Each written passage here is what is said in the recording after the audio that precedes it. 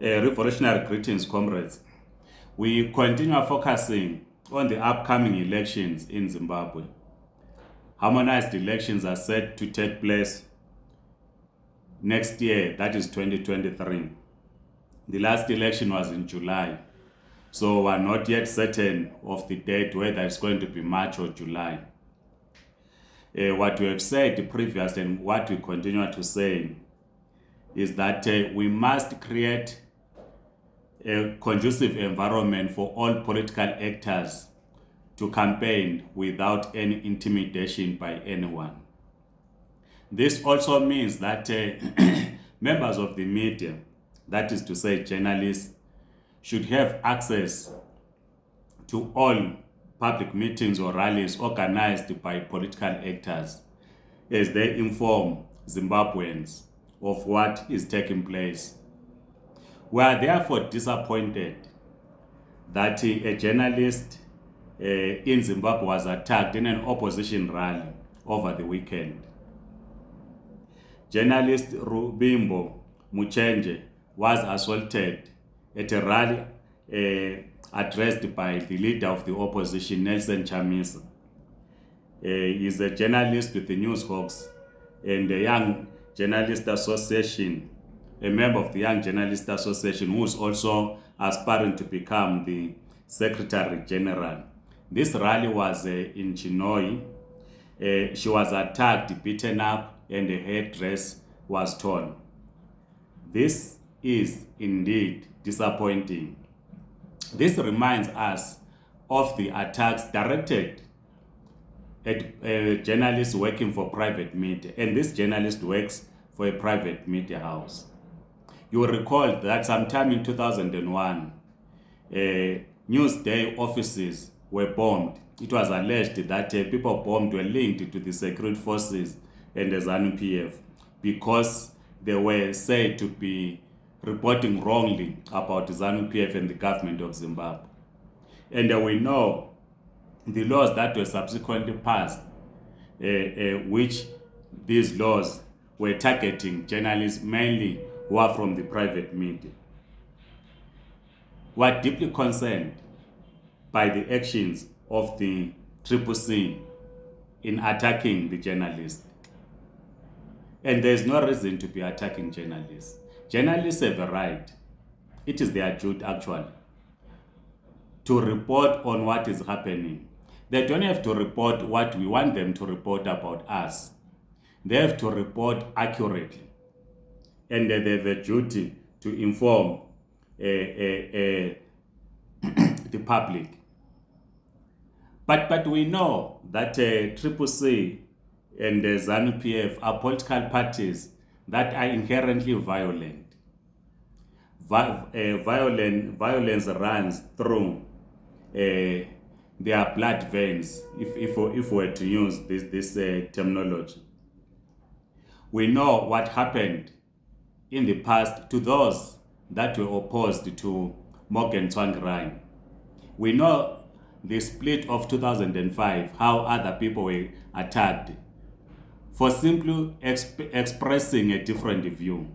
And we also saw the nasty attacks directed at one of their members, who was then deputy president of MDCT, Dr. Thokozani Kupe, at the burial of Morgan Tsvangirai. So this violence inside political parties must be addressed. It cannot be correct that the opposition will blame the state for attacking its members, while the opposition is attacking journalists. It cannot be correct, and we must condemn this attack.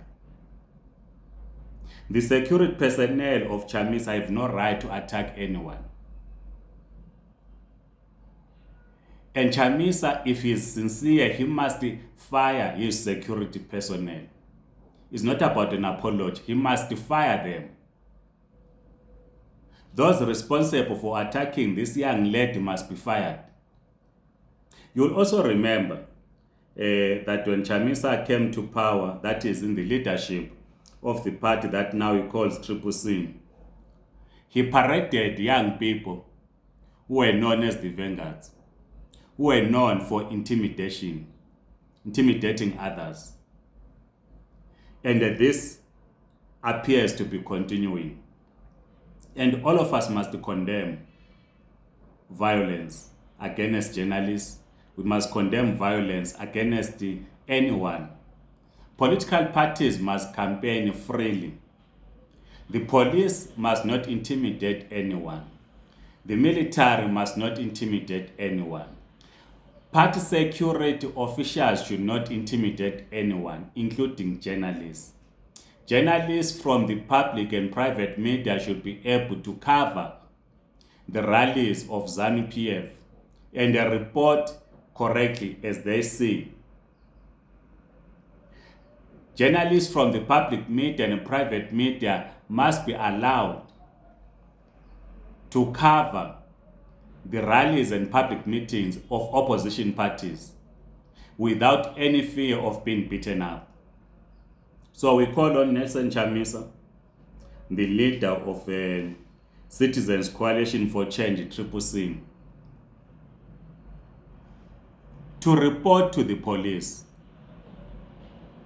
the people that were involved in beating up this journalist. These people must be arrested, because this will then send a message to anyone that if you're a party leader and your subordinates carry out violence, you must ensure that they are arrested. It's a message to everyone. It will be a message to President Mnangagwa to say any person, whether it's a member of the army or a member of the police who is caught doing violence or attacking people, should be arrested as well. This is what we must do. The security personnel of Chamisa must be arrested, and it is him who must approach the police station and report this violence and get his personal security arrested. And they will be calling on President Emmerson Mnangagwa to ensure that any member of ZRP or CIO or the military or the youth league in ZANU-PF who is involved in political violence must be arrested, and the law must deal with such individuals. We want to have an election free of any political violence. Let us engage in the battle of ideas. Let every political party present its manifesto to the people of Zimbabwe, and let the people of Zimbabwe decide based on what is being presented to them. Let us not intimidate anyone. Please share your views, comrades. But as was saying, is that those responsible for violence must be arrested. It doesn't matter who they are, they just have to be arrested. Please circulate this video to your contacts. Share with us on how you think we should deal with the issues of political violence.